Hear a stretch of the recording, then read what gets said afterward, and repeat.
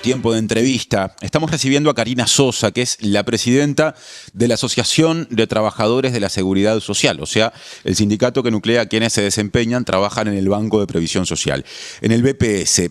Y en parte, esta entrevista tiene su origen en algo que ocurrió en este programa el martes pasado, porque ese día el senador nacionalista Sergio Botana, entrevistado justamente aquí, al analizar los motivos de la derrota electoral de hace un año del Partido Nacional, reiteró críticas que ya había hecho hace un año al trabajo del personal del Banco de Previsión Social. Agrego, también en aquel momento al trabajo de funcionarios y funcionarias de otras dependencias públicas, pero en particular habló, y lo volvió a hacer el martes aquí, del BPS, ya que dijo en aquel momento, y lo volvió a decir ahora, había en los tiempos previos a las elecciones determinada cantidad de trámites jubilatorios pendientes y atribuyó intenciones, si no a todo el personal, por lo menos a parte del personal, y eso motivó justamente esta invitación a Karina Sosa, que ya está aquí para hablar de ese tema, dando la respuesta, pero también de otros más de fondo vinculados a la seguridad social y a la cuestión previsional. Karina, bienvenida, buen día.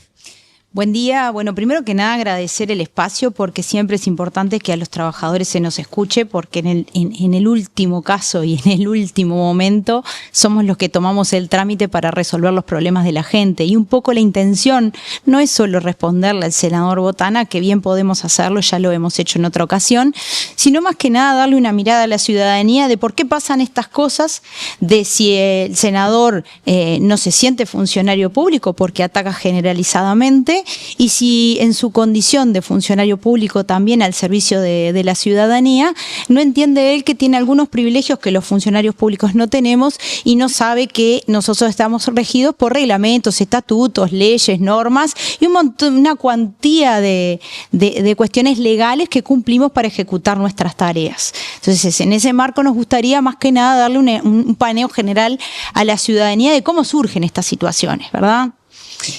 Él ha sido electo por la ciudadanía, por las urnas, para representarnos como senador de la República. En algún momento también fue intendente de Cerro Largo, si no me equivoco. Sí, fue en 2 periodos. Perfecto. También es economista. O sea que conocimiento técnico también tiene, no es como cualquier otro legislador que tal vez ni siquiera tuvo contacto con la academia como para tener conocimientos de los procesos y los procedimientos de las cosas. No lo digo peyorativamente hacia el resto que no pueda tener un título universitario, lo estoy diciendo desde el punto de vista de que una persona más preparada debería de tener otra forma de comunicarse con la sociedad. Esto lo que genera es mucha violencia hacia el funcionariado público, que justamente es el mismo que el día de ayer, yo en oficina trabajando comúnmente en una andanada de consultas de un problema particular que hubo con los sistemas informáticos, tanto mi jefe como mi supervisor, el gerente, todos se ponen a disposición a trabajar. Yo no he visto ningún senador que se sirva a sí mismo, no sé, el cortado, el café que toma. Nosotros sí, las jerarquías del Banco de Previsión Social, que han tenido que arremangarse para sacar adelante problemas preexistentes por las formas de la organización del trabajo, lo hacen, y lo hacen con toda la vocación. Por lo tanto, no es de recibo que dentro de la autocrítica de la pérdida de un gobierno se le achaque la responsabilidad al funcionariado público, muchísimo menos del Banco de Previsión Social, ¿verdad? Lo que dijo aquí Botana, simplemente tomando capaz que el pasaje del tramo de la entrevista en el que se refirió a este tema, por ahí más fuerte, fue algo así como, textuales palabras: ¿cuántos jubilados no se pudieron jubilar en el periodo pasado porque les demoraron absolutamente todos los trámites en el BPS? Ahí se posiciona en la acumulación de trámites, que dicho sea de paso ha sido algo que ha manejado públicamente en más de una ocasión la actual presidenta del BPS, hablamos ahora de otro gobierno, Jimena Pardo. Con respecto a ese problema, el de la acumulación de trámites jubilatorios, ¿qué dice el sindicato? Bueno, el sindicato... notas de prensa pueden buscar, en la web van a encontrar un montón del último periodo de gobierno y del último directorio del BPS, donde nosotros reclamábamos ingreso de personal de forma desesperada, porque en el interior del país, por ejemplo, que tenemos 90 oficinas en total, algunas menos, 86 creo, si no mal no recuerdo. Nosotros tenemos hoy 780 personas trabajando y éramos 1.100 antes de que iniciara este gobierno. Antes de que iniciara el anterior. El anterior. Sí, claro. O sea que de 1.100 a 780. O sea, se perdieron, no sé, 300 total, cargos más o menos ahí en el interior. En total, el Banco de Previsión Social, cargos reales, tiene menos de 3.000. O sea, en muchos de los casos, las intendencias municipales de algunos departamentos tienen más personal que todo el BPS, que está presente en cualquier localidad pequeña que tú vayas, vas a encontrar una oficina del Banco de Previsión Social. Y además, agregándole a eso, los tenemos contados 511 funcionarios con causal jubilatoria. Quiere decir que si esos 511 se fueran de golpe sería un problema para nosotros, porque no está el trasvase de conocimiento que se hace de generación a generación, que es tan importante para la consecución y la realización de las tareas. En este punto concreto que tú me preguntas sobre el retraso, bueno, acá tenemos muchos factores. El primero y el principal fue la reforma jubilatoria del 2023.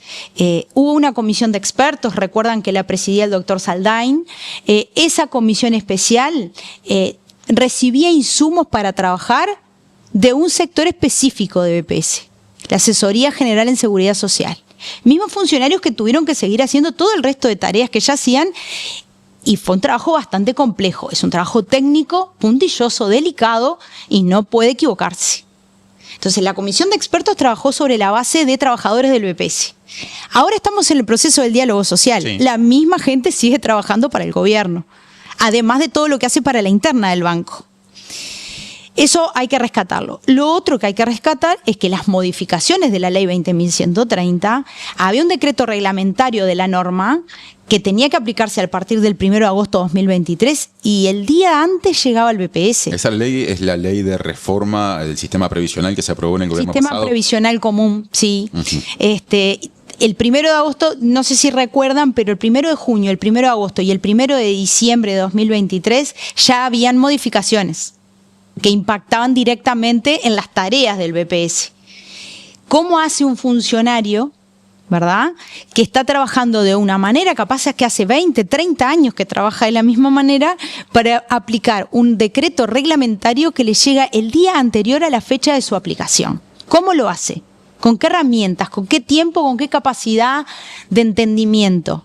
Eso ha llevado a muchísimo estrés laboral, a algunos errores, si se quiere también, que habrá que ver qué resulta dentro de unos años cuando hagamos ese análisis, y sobre todo lo que preocupa, porque el directorio anterior lo que decía era que no había atraso, pero abrió bocas de atención por todas partes, por la web, por el 1997, por el Consúltenos, por el Contáctenos. Había muchos medios. Es como si ahora a ti te pusieran 7 teléfonos para atender y tuvieras un solo funcionario para los 7. No te alcanza humanamente la capacidad de atención de la persona que tenés para responder a la demanda. Entonces, si por cada boca de ingreso se hacía un expediente, después tú no tenías la cantidad de personal para trabajarlo. Y eso fue lo que motivó. Yo recuerdo que denunciaba en aquel momento 10.000 expedientes de atraso. Cuando llegó la nueva administración se comprobó que eran 58.000. O sea, si estaría lejos de la realidad, porque tampoco nos decían la verdad a nosotros. ¿Y esos expedientes están directamente vinculados con la tramitación de jubilaciones y pensiones o no necesariamente? Hay de todo, pero la gran mayoría, te diría que en un 95% tienen que ver con jubilaciones y pensiones, porque es muchísimo el cambio de criterios que hubo. Es más, hay un punto de inflexión que hay que siempre traerlo. Yo creo que la historicidad hace también al resultado que obtenemos en el presente. Esas 25 tarjetitas de pronto despacho que se les daban a los directores políticos del Banco de Previsión Social en los años 90, eran tu director de BPS, yo había trabajado en negro, como se le dice comúnmente o vulgarmente, y venía y te decía a ti, mira, yo trabajé, nadie me aportó, necesito jubilarme porque no tengo de qué vivir. Bueno, el director agarraba, te daba la tarjetita, tú te presentabas en el mostrador y tenían 25 por mes para sacar. Eso se acabó cuando aparecieron los directores sociales, cuando se empezó a aplicar la Constitución en su más amplio espectro, ¿verdad? Yo creo que declaraciones como la de Botana envilecen la política. Y respetar la Constitución realza el nivel de creimiento que puede tener la población en sus sistemas, ya sean políticos o sociales. Entonces, si nosotros venimos de los años 90 de otorgar jubilaciones sin mediar ninguna prueba y porque tenías un político amigo que te da una tarjetita, y además lo dice alguien que tuvo problemas con la JUTEP, que no presentaba tampoco sus declaraciones y no cumple con las normas, no puede acusar a otros si no tiene pruebas además de que utilizaron políticamente herramientas de trabajo cuando nosotros solo cumplimos órdenes. Porque tú bien lo decías también, en un momento acusó a la DGI, a Mides, aduanas, si no mal no recuerdo, pero pruebas no tiene de nada. Entonces, porque es senador de la República y tiene la oportunidad de estar frente a un micrófono, ¿puede hacer lo que quiera? Nosotros creemos que no, y estamos acá para desmentir sus dichos. Los trabajadores y las trabajadoras del BPS cumplimos órdenes, hacemos procedimientos, nos ajustamos a derecho y estamos regidos también por los controles, y esto puede ameritar sumarios administrativos y posteriores destituciones. Si sabe quién lo hizo, que lo diga, presente pruebas, y el sindicato no va a defender ese tipo de cosas. En definitiva, Karina, ustedes al momento de explicar la acumulación de expedientes, la mayoría vinculados a trámites jubilatorios, entienden que hubo una serie de hechos, el no, digamos, llenado de vacantes, cambios vinculados a la última reforma previsional y algunos más que incidieron en esa acumulación. Quiero venir al presente ahora, porque la actual presidenta del Banco de Previsión Social, Gobierno Frente Amplista, Jimena Pardo, en más de una ocasión durante este año ha presentado números que dan cuenta de una reducción justamente de esa cifra de expedientes acumulados. Por ejemplo, informó recientemente que el BPS logró reducir 60% el atraso en expedientes jubilatorios al 31 de octubre, sin contar los nuevos ingresos. La cifra que había sido de 58.000, dijo Pardo, pasó a ser de 23.000, o sea que se redujo un 50% la cifra de expedientes pendientes, para ser más exacto, cuyo atraso se encontraba entre 6 meses y un año, y disminuyó en un 20% la lista de trámites cuyo retraso era mayor a un año de antigüedad. Y después agregan, hay otras cuentas, pues no quiero entreverar con números con respecto a cómo está la cifra, teniendo en cuenta que todos los meses hay cerca de 9.000 solicitudes nuevas, lo que hace que sea un proceso muy dinámico, ¿no? y muy complejo de retratar. ¿Qué opinión tienen, para empezar con este punto que habla del presente, de cómo la actual administración está manejando este problema? Entendemos que hace los cambios necesarios, entendemos que Pardo como economista también tiene muy buena formación en la gestión de este tipo de situaciones, pero sí también tenemos que recalcar algo que nos parece sumamente importante. Nuestros compañeros están al borde del colapso. De veras, no hay recambio para aquel que se toma licencia, aquel que se enferma, aquel que es madre, aquella que es madre. O sea, entonces la carga del trabajo es tan impresionante en el BPS que estamos todos muy alterados y no sabemos cuánto tiempo más se va a poder soportar esta situación. Por lo tanto, también ella está trabajando por medio de la bipartita política con nosotros, sindicato, para impulsar un nuevo llamado a funcionarios y ver cómo podemos ir resolviendo de cubrir esos lugares en donde se ve más dañada la atención al público, ¿verdad? Decías hoy que hay más o menos, si me equivoco en algún número, me corregís, unas 3.000 personas trabajando en el BPS a nivel nacional. Sí. Pero que ya hay cerca de 500 con posibilidad de jubilarse dentro de no demasiado tiempo. Sí. ¿Qué da la proyección de cantidad de personal al final de este periodo si se terminan concretando un número de jubilaciones razonable? Y claro, el problema es que pueden jubilarse como no, porque lo que nosotros tenemos con certeza es que tienen la causal. Algunas se van a jubilar, no sabemos cuántas. No sabemos cuántas, pero hay una cosa que no es menor, que tiene que ver con el presente y el reciente pasado de la administración que deja el Banco de Previsión Social.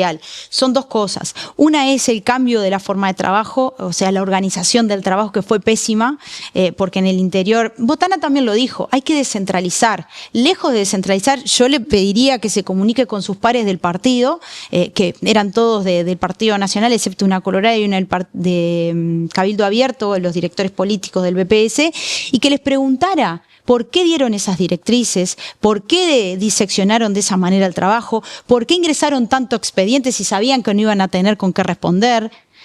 a ellos es a quien debe hacerle la pregunta, ¿verdad? Porque la organización del trabajo tiene mucho que ver con muchas cosas y sobre todo con la salud en el trabajo, que es justamente lo que nos está haciendo falta y es parte del estrés. Y puntualizando la proyección a futuro, nosotros tenemos que tratar de que porque ¿qué pasa? Somos menos de 3.000, pero tenemos 500, 600 que son pasantes y becarios. Y esos pasantes y becarios son gente joven que, como introdujeron tanta inteligencia artificial y nuevas formas tecnológicas de manejo de las cuestiones, ellos andan bien en esa parte. Entonces en eso nos asesoran hasta a nosotros, que hace muchos más años que estamos, pero se van. Porque están un año con opción a 2 en algunos casos, pero después tú perdiste el tiempo de enseñarles a personas que van a transitar un año máximo 2 en el organismo. ¿Y el planteo cuál es? ¿Que las vacantes se cubran con esos recursos humanos, digamos?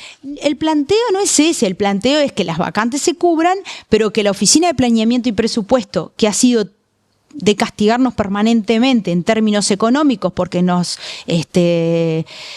cada vez nos resigna más partes del presupuesto a sabiendas de que BPS es un organismo de seguridad social y no es un gasto, sino una inversión para la población en políticas públicas, tengan también la sinceridad de decir que nos está pidiendo que cumplamos un 85% de un compromiso de gestión con un personal sumamente agotado, con un personal sumamente estresado, con un personal sin la capacitación adecuada, que la capacitación es un derecho humano también, con un personal que no está motivado para nada, y que en realidad tendría que revisar esas exigencias que tiene con el BPS si quiere que los resultados sean positivos. ¿Y qué surge de ese ámbito, o qué ha ido surgiendo en ese ámbito bipartito con la actual conducción del BPS? ¿Hay cercanía en el sentido de, bueno, llegar a un número de común acuerdo de cuántas vacantes deberían crearse en este periodo de gobierno? Te lo explico sencillo. En el periodo del Frente Amplio anterior al de la coalición, se iban 3 personas y se jubilaban 3 personas, bueno, o fallecían, lo que fuere, por cualquier motivo que se fueran 3 personas, se reponían 2 vacantes.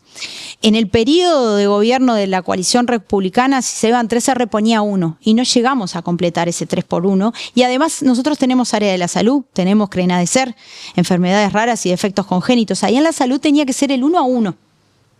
¿Ah? Y ahora lo que nos propone la OPP es cada 4 que se vayan, te reponemos 3.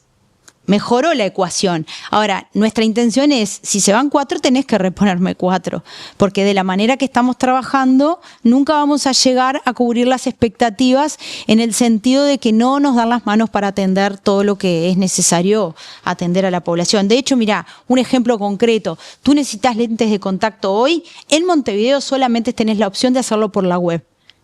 O sea, si no rayaste el timbre, si la receta está vencida, si no está claro el diagnóstico clínico, te lo rechazan y te lo rechazan y te lo rechazan y te lo rechazan. Y cuando lo volvés a presentar bien con todo, la receta ya venció. Entonces tenés que volver al oftalmólogo y hacer todo de vuelta. En el interior no. En el interior tú vas a las oficinas y nosotros lo hacemos, lo pasamos sí a un back, pero sí lo hacemos, sí tomamos la documentación, sí la chequeamos en el momento. Entonces nos aseguramos que esa persona venga una vez a hacer la solicitud y no intente 1000 veces por la web.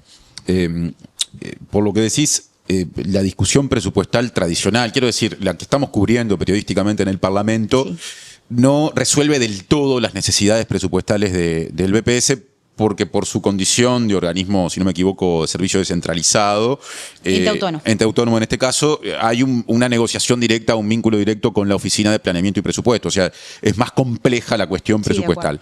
Ahora, de lo que sí depende de lo que el Parlamento capaz que termina de votar hoy, o va a terminar de votar hoy, ¿cómo le fue al BPS con el proyecto de ley de presupuesto?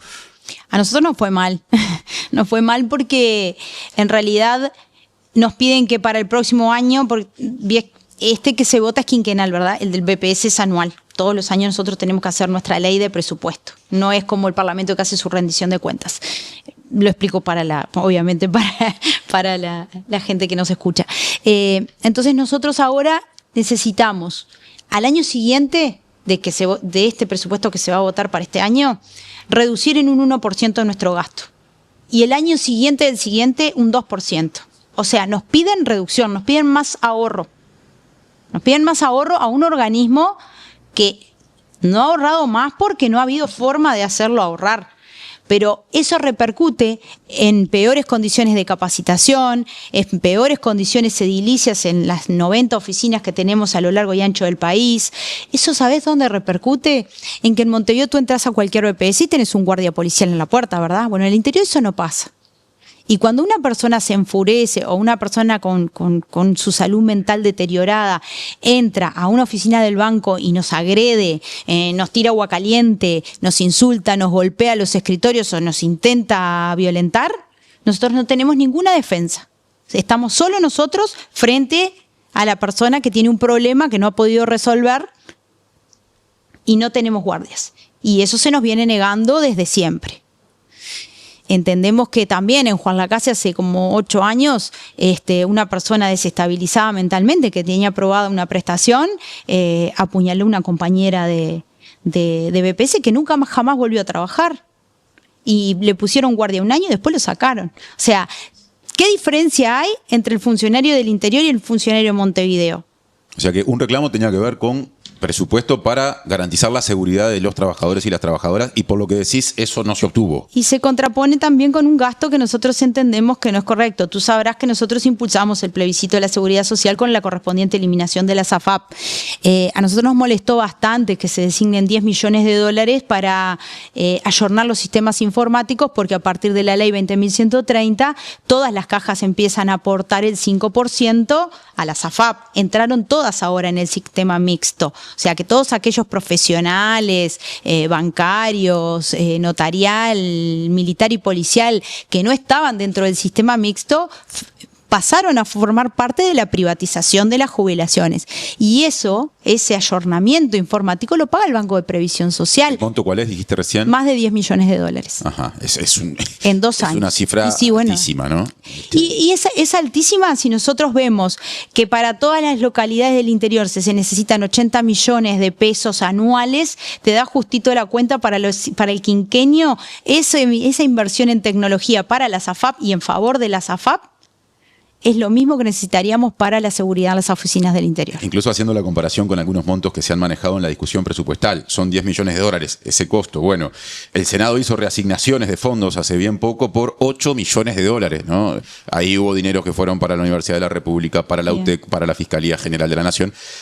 Ese monto que vos manejás supera lo que, a nivel de la discusión presupuestal, el Senado tuvo como margen de maniobra para recolocar recursos. O sea que es bastante, ¿verdad? Sí, claramente. Un elemento más que quiero poner arriba de la mesa. Sé que cuando comparecieron a la Comisión de Presupuestos integrada con Hacienda del Senado a fines de octubre, mencionaron al CRENADECER, ¿no? Que es el Centro de Referencia Nacional de Defectos Congénitos y Enfermedades Raras, que depende del OEPS, que vos lo mencionaste más temprano. Y me pregunto con qué éxito o no ese reclamo que hicieron puntualmente para ese servicio. Bueno, el CRENADECER es el lugar que todos quisiéramos que exista si tuviéramos un hijo, una hija, un sobrino con un problema como los que se atienden ahí realmente, porque es un lugar excepcional en el sentido real de cómo se atiende al paciente, cómo se lo conoce y cómo se lo atiende. ¿Es el sanatorio Canzani, puede ser? ¿Así se lo conocía históricamente? Uno es la unidad de internación y el otro es el de día. Tiene un vínculo entonces. Sí, claro, tenemos los dos. El problema acá es que no ha habido gobierno que políticamente quiera realmente potenciar esas áreas. Y yo creo que esto es una cuestión que debería de mimetizarse en una conversación muy seria con el Ministerio de Salud Pública. Porque nosotros estamos de acuerdo con el Sistema Nacional Integrado de Salud, sabemos que tuvo sus 3 etapas y muy bien. Lo que sí no estamos de acuerdo en que no haya tenido una 4ª etapa y se hayan estudiado que las cápitas que se le pasan a las mutualistas privadas, a las IAMC, no redunden en mejores servicios para la gente. Y lo que se pretende hacer desde BPS con el CRENADECER es que pacientes que tienen derecho a atenderse allí se atiendan en su mutualista para cosas que no tengan que ver con su enfermedad por la que son atendidos allí. Nosotros entendemos a la persona como un ser único. No diseccionado en una enfermedad o en otra.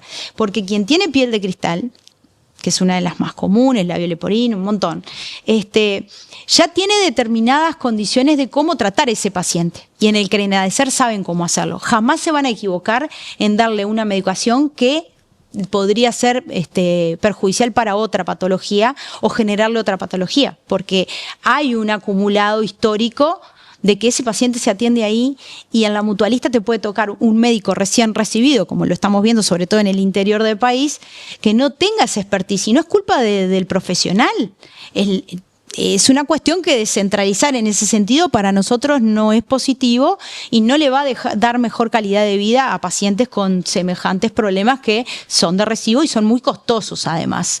Además, hay una cosa que la gente no sabe. El CRENADECER es un lugar que no discrimina categoría social. Hay pacientes del CRENADECER que tienen muchísimo dinero, que son personas pudientes, que aún pudiendo pagar otro lugar, asisten allí porque la atención es de mayor calidad. Karina, sobre el cierre de la entrevista quiero saber cómo la Asociación de Trabajadores de la Seguridad Social evalúa la marcha del proceso de diálogo social, que es una de las grandes apuestas políticas del actual gobierno, que está iniciando su segunda fase luego de una primera en la que se recopilaron insumos a lo largo o a través de la realización de conversatorios, seminarios, audiencias, de la recepción de propuestas provenientes de la ciudadanía. Ahora se inicia justamente una segunda fase a partir de un cronograma de trabajo interno para el estudio de los insumos que se recabaron en esa primera etapa. Dentro de la, digamos, estructura de funcionamiento del diálogo hay una comisión ejecutiva en la que el movimiento sindical tiene representación con 2 personas que ejercen como representantes titulares. Una es Natalie Barbé, que es vicepresidenta del sindicato que vos presidís, de manera que hay un vínculo directo. Y me pregunto cómo evalúan estos primeros 5 meses de discusión en ese ámbito. Bueno, nosotros hicimos un plebiscito porque no nos conformaba un diálogo social, porque las promesas de campaña son eso y después pueden cumplirse o no, ¿verdad? En ese sentido, como pasaron 5 meses y nosotros hemos visto cómo se ha movido el diálogo social, no ha llegado a todos los rincones del país, como se decía, no hay algo concreto sobre la mesa. La papeleta, nosotros como integrantes, por medio de Natalie, lo que seguimos reivindicando son los 60 años de la edad de retiro, el salario mínimo nacional para las jubilaciones más bajas y la eliminación de las AFAP. En el programa de Frente Amplio hay como una tendencia a quitarle las comisiones a las AFAP, que no es la eliminación por sí misma. Nosotros insistimos que eso es privatización y son peores prestaciones a futuro. Entonces, el análisis que hacemos es, ¿están haciendo lo mismo que la comisión de expertos? El camino es muy parecido, muy similar. No es el diálogo social de 2008 que le dio derecho a más de 100.000 mujeres con hijos que por cada hijo que tuvo se le computara un año de trabajo, yendo hacia adelante, ganancia en el campo de los derechos laborales, de los derechos humanos. No es ese diálogo social.